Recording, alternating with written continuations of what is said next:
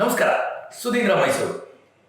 ನಿಮಗೆ ಗೊತ್ತಾ, ಇವತ್ತಿಗೂ ಸಹ ನಮ್ಮ ಭಾರತದಿಂದ ಬ್ರಿಟಿಷರಿಗೆ ಅಂದ್ರೆ ಬ್ರಿಟನ್ ದೇಶಕ್ಕೆ ಕಪ್ಪ ಕಾಣಿಕೆಗಳು ಹೋಗ್ತಾ ಇದೆ ಅಂತ ಹೇಳ್ಬಿಟ್ಟು, ಹೌದು, ಪ್ರತಿಯೊಂದು ಮನೆಯಿಂದನೂ ಅಂದ್ರೆ ನಮ್ಮ ಭಾರತದ ಪ್ರತಿ ನಗರದ, ಪ್ರತಿ ಊರಿನ, ಪ್ರತಿ ಹಳ್ಳಿಯ, ಪ್ರತಿ ಮನೆಯಿಂದನೂ ಬ್ರಿಟನ್ಗೆ ಕಪ್ಪ ಕಾಣಿಕೆಗಳು ಹೋಗ್ತಾ ಇದೆ. ಅದು ಯಾವ ರೀತಿ ಅನ್ನೋದನ್ನ ಇವತ್ತು ನಾನು ನಿಮ್ಗೆ ಹೇಳ್ತಾ ಇದ್ದೀನಿ. 1931ರಲ್ಲಿ ಬ್ರಿಟನ್ ಸರ್ಕಾರ ಒಂದು ಕಂಪನಿನ ಸಿಗರೇಟ್ ಮ್ಯಾನುಫ್ಯಾಕ್ಚರಿಂಗ್ ಅಂತ ಹೇಳ್ಬಿಟ್ಟು ಭಾರತಕ್ಕೆ ಕಳಿಸುತ್ತೆ. ಅದು ಸಿಗರೇಟ್ ಮ್ಯಾನುಫ್ಯಾಕ್ಚರ್ ಕಂಪನಿ ಆಗಿರುತ್ತೆ, ಲಿವರ್ ಬ್ರದರ್ಸ್ ಅಂತ ಹೇಳ್ಬಿಟ್ಟು ಆ ಕಂಪನಿ. ಅವ್ರೇನ್ ಮಾಡ್ತಾರೆ, 1935ರಲ್ಲಿ ಯುನೈಟೆಡ್ ಟ್ರೇಡರ್ಸ್ ಲಿಮಿಟೆಡ್ ಅನ್ನೋ ಒಂದು ಬ್ರ್ಯಾಂಡ್ ಇಂದ ಕ್ಲೀನಿಂಗ್ ಏಜೆಂಟ್ಸ್ ಆಗಿರ್ಬೋದು, ನಮ್ಮ ಪರ್ಸನಲ್ ಕೇರ್ ಆಗಿರ್ಬೋದು, ಸ್ಕಿನ್ ಕೇರು, ಸೊ ಈ ತರ ಒಂದು ಪ್ರಾಡಕ್ಟ್ಸ್ ನ ಮ್ಯಾನುಫ್ಯಾಕ್ಚರ್ ಮಾಡುವಂತ ಒಂದು ಕಂಪನಿ. ನಮ್ಮ ಇಂಡಿಯಾದ ಎಮೋಷನ್ಸ್ ನ ಇಟ್ಕೊಂಡು, ನಮ್ಮ ಇಂಡಿಯನ್ಸ್ಗೆ ಏನು ಅಂತ ಹೇಳಿದ್ರೆ ಒಂದು ಹಿಂದೂಸ್ತಾನ್ ಭಾರತ ಅನ್ನೋದೊಂದು ಎಮೋಷನ್ ಇದೆಯಲ್ಲ, ಆ ಎಮೋಷನ್ ನ ಇಟ್ಕೊಂಡು ಹಿಂದೂಸ್ತಾನ್ ಯೂನಿಲಿವರ್ ಲಿಮಿಟೆಡ್ ಅಂತ ಹೇಳ್ಬಿಟ್ಟು ಆ ಕಂಪ್ನಿನ ರೀನೇಮ್ ಮಾಡ್ತಾರೆ. ಆ ಕಂಪನಿ ಮುಖಾಂತರ ನಮ್ಮ ದಿನ ಬಳಕೆಗೆ ಬೇಕಾಗಿರುವಂತಹ, ಫಾರ್ ಎಕ್ಸಾಂಪಲ್ ಬೇಕು ಅಂತ ಹೇಳಿದ್ರೆ ಬೆಳಗ್ಗೆ ಎದ್ದ ತಕ್ಷಣ ಕಾಫಿ ಕುಡಿಯೋದು ನಮ್ಮ ಅಭ್ಯಾಸ. ಅದಕ್ಕೆ ಇಂಟ್ರೊಡ್ಯೂಸ್ ಮಾಡಿದ್ದು ಬ್ರೂ ಅನ್ನೋ ಒಂದು ಕಾಫಿ. ಸೊ ಬ್ರೂ ಬಾಂಡ್ ಟೀ ಆಗಿರ್ಬೋದು, ಅದ್ರ ಜೊತೆಗೆ ಮಕ್ಕಳಿಗೆ ಕೊಡುವಂತ ಬೂಸ್ಟ್ ಆಗಿರ್ಬೋದು, ಹಾರ್ಲಿಕ್ಸ್ ಆಗಿರ್ಬೋದು, ಇವತ್ತು ನಾವು ಬಳಸ್ತಾ ಇರುವಂತಹ ಕಿಸಾನ್ ಜಾಮ್ ಆಗಿರ್ಬೋದು, ಜ್ಯೂಸ್ ಆಗಿರ್ಬೋದು, ಲಿಪ್ಟನ್ ಟೀ ಆಗಿರ್ಬೋದು, ಅದ್ರ ಜೊತೆಗೆ ಈಗ ಹೊಸದಾಗಿ ಇಂಟ್ರೊಡ್ಯೂಸ್ ಆಗಿರುವಂತಹ ನಾರ್ಸ್ ಸೂಪ್ಸ್ ಆಗಿರ್ಬೋದು, ಆಮೇಲೆ ice creams, Kwality Wall's ice creams ಆಗಿರ್ಬೋದು, ಇದೆಲ್ಲಾನು ಬರೋದು ಹಿಂದೂಸ್ತಾನ್ ಯೂನಿಲಿವರ್ ಲಿಮಿಟೆಡ್ ಕಂಪನಿಯ ಅಡಿಯೊಳಗೆ.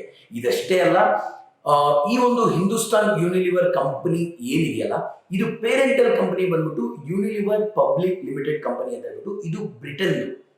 ಇದ್ರ ಜೊತೆಗೆ ನಮ್ಮ ಇಂಡಿಯನ್ ಎಮೋಷನ್ಸ್, ಸೆಂಟಿಮೆಂಟ್ಸ್ ನ ಇಟ್ಕೊಂಡು, ಸೊ ಯೂಶಲಿ ಏನು ಅಂತ ಹೇಳಿದ್ರೆ ಮನೆಯಲ್ಲಿರುವ ಹೆಂಗಸರು ಜಾಸ್ತಿ ಪ್ರಾಡಕ್ಟ್ಸ್ ನ ಯೂಸ್ ಮಾಡುವಂಥದ್ದು ಬಟ್ಟೆ ಒಗೆಯೋ ಸೋಪ್ ಆಗಿರ್ಬೋದು, ಅದು ರಿನ್ ಸೋಪ್ ಆಗಿರ್ಬೋದು, ಸರ್ಫ್ ಎಕ್ಸೆಲ್ ಆಗಿರ್ಬೋದು, ಆಮೇಲೆ ಮನೆ ಕ್ಲೀನ್ ಮಾಡಕ್ಕೆ ಯೂಸ್ ಮಾಡೋ ಡೋಮೆಕ್ಸ್ ಫಿನಾಯಿಲ್ ಆಗಿರ್ಬೋದು, ವಿಮ್ ಬಾರ್ ಆಗಿರ್ಬೋದು, ನಾವು ಪಾತ್ರೆ ತೊಳೆಗೆ ಬಳಸುವಂಥ ವಿಮ್ ಬಾರ್ ಆಗಿರ್ಬೋದು, ಇದ್ರ ಜೊತೆಗೆ ವೀಲ್.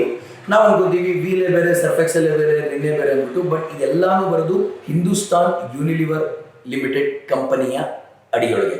ಇವೆಲ್ಲದರ ಜೊತೆಗೆ ವುಮೆನ್ಸ್ಗೆ ಅಂದ್ರೆ ಮಹಿಳೆಯರಿಗೆ ಬೇಕಾಗಿರುವಂತಹ ಅಲಂಕಾರಿಕ ವಸ್ತುಗಳಾದಂತಹ, ಫಾರ್ ಎಕ್ಸಾಂಪಲ್ ಡವ್ ಸೋಪ್ ಆಗಿರ್ಬೋದು, ನಾವು ಸ್ನಾನ ಮಾಡಬೇಕಾದ್ರೆ ಯೂಸ್ ಮಾಡುವಂತಹ ಡವ್ ಸೋಪ್ ಆಗಿರ್ಬೋದು, ಕ್ಲಿನಿಕ್ ಪ್ಲಸ್ ಶಾಂಪೂ ಆಗಿರ್ಬೋದು, ಅಂಡ್ ಪಾಂಡ್ಸ್ ಪೌಡರ್ ಆಗಿರ್ಬೋದು, ರೆಕ್ಸೋನಾ ಆಗಿರ್ಬೋದು, ಸನ್ಸಿಲ್ಕ್ ಆಗಿರ್ಬೋದು, ವ್ಯಾಸ್ಲಿನ್ ಆಗಿರ್ಬೋದು, ಇದ್ರ ಜೊತೆಗೆ Lux, Liril, Lifebuoy, Indulekha hair oil, Lakme, Hamam soap, Closeup toothpaste, Pepsodent toothpaste, Pears soap ಆಗಿರ್ಬೋದು, ಇವೆಲ್ಲವನ್ನ ಮಾಡುವಂಥದ್ದು, ಮ್ಯಾನುಫ್ಯಾಕ್ಚರಿಂಗ್ ಮಾಡುವಂಥದ್ದು ಹಿಂದೂಸ್ತಾನ್ ಯೂನಿಲಿವರ್ ಲಿಮಿಟೆಡ್.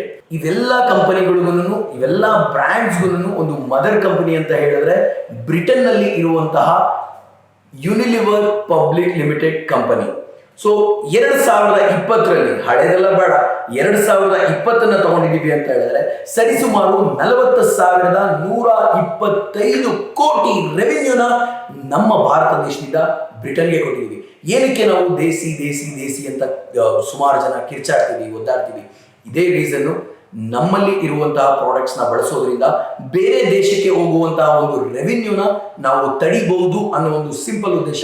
ಬೇರೆ ದೇಶಕ್ಕೆ ಹೋಗೋ ರೆವಿನ್ಯೂಗೆ ಫುಲ್ ಸ್ಟಾಪ್ ಹಾಕೋಣ, ನಮ್ಮ ದೇಶದ ಪ್ರಾಡಕ್ಟ್ಸ್ ನ ಬಳಸೋಣ. ನಮ್ಮ ದೇಶದ ಪ್ರಾಡಕ್ಟ್ಸ್ ಯಾವುದು, ನಮ್ಮ ದೇಶೀಯ ಸಂಸ್ಕೃತಿಗೆ ಒಪ್ಪುವಂತ ಪ್ರಾಡಕ್ಟ್ಸ್ ಯಾವ್ಯಾವುದು ಅಂತ ಹೇಳ್ಬಿಟ್ಟು ಮುಂದಿನ ವಿಡಿಯೋಗಳಲ್ಲಿ ನಾನು ತಿಳಿಸ್ಕೊಡ್ತೀನಿ.